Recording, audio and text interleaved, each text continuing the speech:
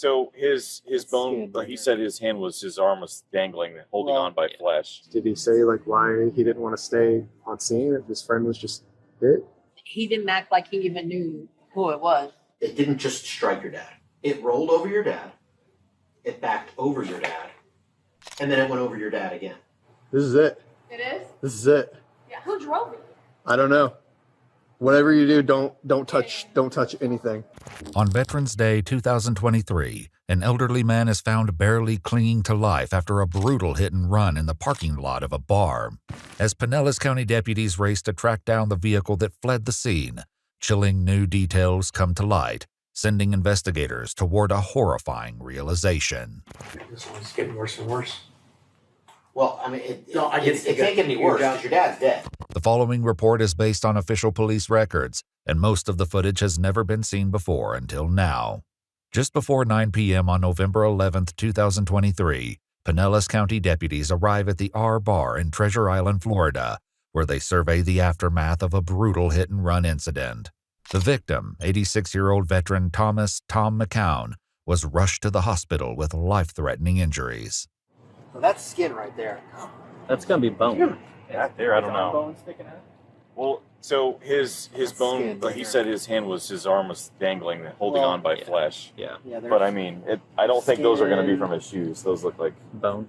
But the watch is pretty messed up. Yeah, but with the watch. So that's what doesn't. So that one goes that way, and then this one goes this way. Yeah. That's what throws me off. Well, right. Can you guys go interview them before they close up and have to leave? So that being said, make sure you get. He was flat on his back, head this way, body that way. Okay. All right. Gotcha. There's his hearing aid right there. Yeah, he's an older dude. Tom's belongings are scattered across the scene, including a broken watch, a hat, sandals, and a hearing aid. Reports note that gouge marks in the asphalt suggest Tom had been dragged. Witnesses claim to see a vehicle, possibly a black pickup truck, leaving the scene. The key fob to a Ram was found among Tom's belongings, but the truck was nowhere to be found. Deputies head inside to speak with bar employees, who explained Tom had not been alone in the bar that night. This guy is the guy that they were saying it was with him. I know it's the back of him, but They both had the same shirts when they just came. They were celebrating vets at the Legion before they came here. They said they just left the Legion. Okay. The image shown to deputies depicts a white male wearing a white long-sleeve shirt, blue shorts, and brown sandals. He appears to have dark-colored hair and a balding head, but the photo was taken from behind, showing only his back. The bartender who served the two men shares critical information with deputies. Tom, I believe, has a residence here because he's here for 5-6 months every year. Okay. The other guy, like I said, I don't know him, but they were together. They were paying for everything together. So. Okay. Did he seem like a local, or did he seem like he's the other guy? I mean, he didn't have like a real hard accent or anything. I mean, I don't know if he was a snowbird too, but he seemed pretty familiar. As deputies continue to gather details at the scene, one heads to the hospital to meet with Tom's son, 61-year-old Mark McCown, who's just learned that his father did not survive the incident. We've been out all afternoon. What time did you get here today? We got in about 11:30 this morning. You We drove from Michigan, left at 5 o'clock, got here at 11:30, about 18 and a half hours. It's average. 18 and a half? Yeah. Wow, that's a long drive. Mark explained that Tom owned a business hauling and fixing damaged boats, which Mark now manages, and confirms his father's plan was to stay in Treasure Island until the spring. As their conversation continues, details about what they did next leads deputies toward a grim realization. So anyways, we got here, got unloaded, he got things kind of half squared away, he was all geeked, excited. And Right.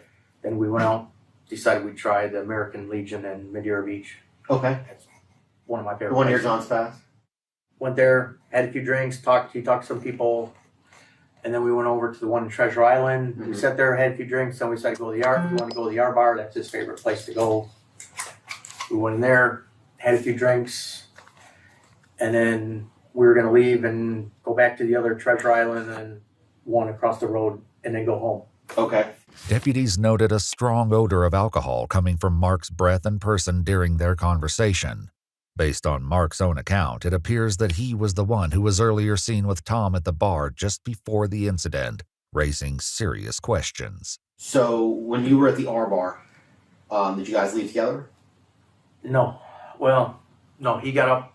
We kind of drank up. He said, all right, we're leaving. And he was going to go back to the Treasure Island, or the one across the street. Uh-huh. And I said, all right, the car was out here. So I said, all right, I'll meet you over there. Mark explains that when his father didn't show up, he attempted to call him, but got no answer. Did you call anybody else by any chance? About him? At all? No. Then one of my sisters called me and said they saw something on Facebook. And they got something about my dad. So something about your dad on Facebook? Yeah. Did she send like a picture of it or anything? Yeah, a pedestrian accident. Okay. Why would you think that was your dad, though? Why would she think it was your dad? I don't know. I mean, that's kind of... Yeah, you're right. Mark continues explaining what happened after he left the bar without his father. I drove around over across the street, Right. waited, didn't see him. I I'm walked in, didn't see him, so I started calling. And Right. I wondered what. Then I started to come back, and then there was police, and someone said, hey, get out of here, there's a crime scene. Right. You didn't think anything of it? I didn't know, so I thought, okay, I left. I Right. drove back to the condo, looking maybe he started going that way. Right. He didn't. What were you... Is this what you wore to the bar tonight? I had a white shirt on. I Long- actually took it off because it was long sleeve, I was hot. Oh, It's okay. laying on a table at the condo. Right. If you want to take me back, you can welcome to see it. Right. In the truck, it's there. Okay. Key.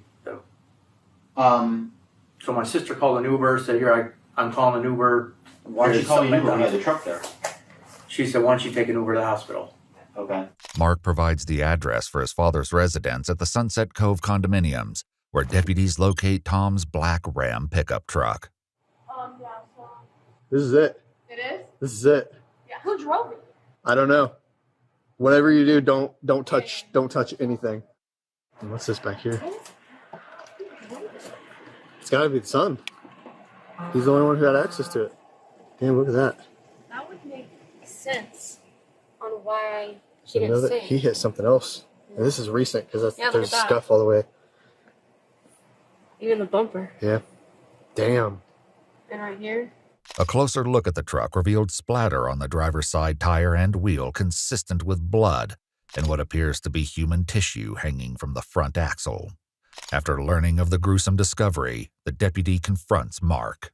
They went to the condo and they looked at the truck, and there's some concerning things underneath the truck, on the truck. Yeah? Yeah. Okay. You have any idea what I'm talking about? No. Not a clue? Not a clue. All right. So, 'Cause Yeah, as far as there's- I know, I don't think he went through the truck at all from the R-bar. no, well, I'm not talking about in the truck. I'm talking about underneath the truck. Yeah. So you know how your dad was killed, right? They said he was hit. Yeah. It was by a vehicle. And one of the witnesses that we have from the scene said it was a black truck. Oh. You don't know anything about that? It wasn't me. It wasn't. Wasn't you? Okay. I'm sure. So your dad's truck Yeah. has remains underneath it. Blood, skin, things of that nature. What? No. I know that you're telling me no, but I'm Yeah. telling you that's what we found on the truck. Okay, and you went and told me that nobody else has access No. to that vehicle. Yeah. Okay, so you don't know anything about how that No. got there? No. Okay, your whole demeanor has changed now. Do you recognize that? No. But I mean, I'm a little taken aback that you're saying there's stuff on the truck. Right.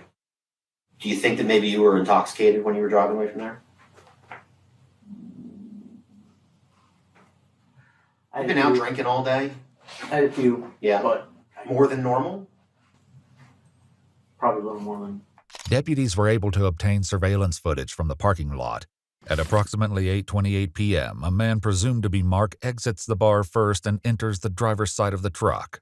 The second male, presumed to be Tom, exits next and walks slowly toward the vehicle. For unknown reasons, Tom appears to fall down in front of the truck as the headlights go on and is seen lying directly in front of the truck wheels. The vehicle moves forward and appears to jump up and down, consistent with running someone over. As the deputy describes what they saw next, the conversation with Mark takes a dark turn. We've got a vehicle leaving the parking lot, and what we think is that vehicle struck your dad. Okay? But the problem that I have is it didn't just strike your dad. Okay? It rolled over your dad, it backed over your dad, and then it went over your dad again. That's the problem that I have. No way I could have. No way. I'm telling you that that's what happened right before I came here. There's no way I could have done that. Before questioning continues, the deputy reads Mark his Miranda rights. I mean, am I under arrest? You're being questioned right now. Okay? Yeah, You're free to go. I can't believe I did. I'm blown away. So I guess Really. I got one. Do you want to continue with the interview? What do you mean continue? Well, I'm going to continue to ask you questions. I advised you of your rights, okay? So you said you understood your rights. My question to you is, do you want to continue with this interview?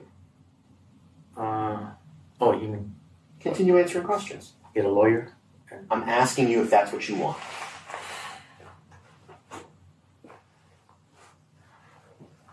I don't know. My best judgment says get a lawyer, but I got nothing to. Oh, I can't advise you one way or another. I know. Okay? I can't believe that I got my dad. Just like a bad nightmare. Yeah.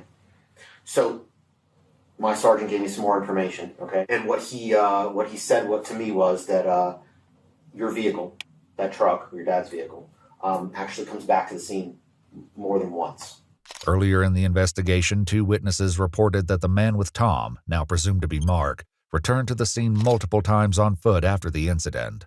On one occasion, a witness claimed to have directly confronted him. She goes, "You drive a black GMC pickup truck." And he looked at her and he said, "No." And she looked at me dead in the face and she said, "I stared at him through his windshield. I know that's the guy driving the car." That's what the cop said. That's what the lady who called the cops said. Okay. Did he say like why he didn't want to stay on scene if his friend was just hit? They didn't. He didn't act like he even knew who it was. Still, Mark insists he has no memory of the event. This one's getting worse and worse. Well, I mean, it can't get any your worse job- because your dad's dead. I mean, that's as I gotta bad live as it with can it, get, and, you know? You know, You're facing I your dad. can't believe I didn't feel You got him. your dad in the headlights, and you go around him like he's just, another person laying on the ground, like a piece of garbage laying on the ground. You drove around him. No, it's my dad. Yeah, but why would you do that? You drove around him I don't remember doing and it. didn't get out of the car to try and help him. I would have got out. I get it. Totally. I would have got out and helped him. I don't remember. But you didn't get out and help him. Okay? You were driving that truck. You didn't get out and help him. I'm still trying to figure out why you would hit your dad and then back over him and then drive over him again. Were you angry at him? No, not at all. Well, that seems like a pretty angry thing to do. It's one thing to hit your dad with the car. I mean, that's maybe an accident, okay? But we're talking about hitting him, backing over him, and then driving over him again. Did your dad owe you money? No. Was he taking too much from the business? No. Not paying you enough? Not giving you enough attention? No. As far as the business goes? No, things have been good. I mean, You guys getting an argument on the way here? no, None at all. no. We got along great. There's got to be some reason why you would not only hit your dad, but then back over him and then go over him again. And then come back to watch him die in the middle of the parking lot. God, I'm shocked.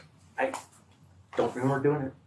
With Mark still struggling with his memory, the deputy considers a new approach. Do you want to see it, sir? Sisters, no, but yes. I don't know what that means. I really don't, but yeah, I want to see it then. I mean, it's not, you can't see your dad dying or anything like that. It's just a truck rolling over something. The something happens to be your dad. That's the truck right there. That's the car mark. Your dad's already lying on the ground.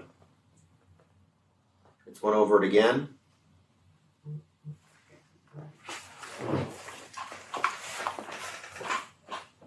That's him? That's you somebody backing over your dad. See how the truck jumped a little bit? I do not remember that at all. I don't remember driving around my dad. I would have stopped and tried to help him. I get it. I know where you're coming from and I understand. I don't know. I do have one question. Yes, ma'am. This might sound like a random question, just humor me. Do you know what your resting heart rate is normally? The reason I ask is your watch, as soon as we started talking about all this, your heart rate jumped up about 20 to 30 beats per minute. Did it? I'm shocked. I'm You blown look like away. you're that- 141 right now. That's pretty high. That's about where he's been. That's but where I was we last. just do- 42. Yeah. I was at Dr. Corner last week and I was 142 over. And that's That's your just blood pressure. That's your heart rate. That's your so blood pressure. This Right. pressure. Yeah. You jumped up to 169 Oh, as I was watching the watch. It just piqued my curiosity. Yeah, no, but I don't. I'm shocked. I'm blown away that I did it. I can't believe I did it. I truly can't. Having heard enough, the deputies place him under arrest and inform him that they will be conducting a forced blood draw to determine his blood alcohol content. As part of the investigation, the truck's sensors were tested. While lying flat on the ground, the sensors remained inactive, but when movement was detected, a loud tone signaled an obstruction. The rear camera was also deemed to be fully functional. Inside the truck, investigators found CBD gummies with a few missing from the container, as well as something else of interest tucked in the rear passenger seat pocket. I got a bottle of liquor. Bottle of what? I got a little, 50 milliliter bottle of liquor. Little shooter. No, a little bigger than that, like a brown bag. Full right now? Nope, it's like half.